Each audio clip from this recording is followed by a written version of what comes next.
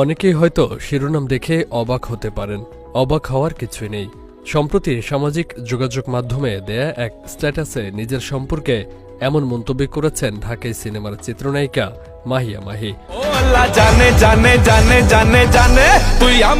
শনিবার রাতে এক ফেসবুক স্ট্যাটাসে মাহিয়া মাহি লিখেছেন, ফাইনালি আমি বুঝতে পারছি গাইস, আমি যে একটা ছাগল। নিজের উপলব্ধির কথা জানিয়ে এরপর নিজেকে শুধরে নেয়ার আশাবাদ ব্যক্ত করেন এই নায়িকা।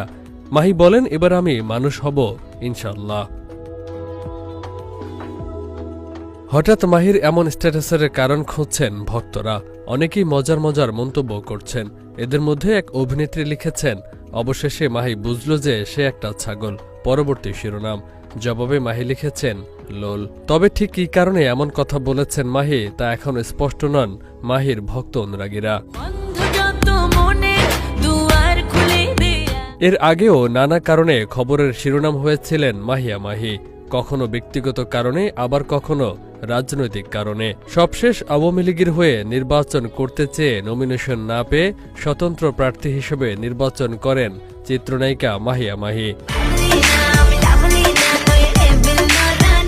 সেই নির্বাচনে অবশ্য হেরে যান তিনি। তারপরই তার পারিবারিক জীবনে কলহের সৃষ্টি হয়। তারপর তার স্বামীর সাথে সম্পর্কের অবনতির ফলে বিচ্ছেদের পথে হাঁটেন এই নায়িকা।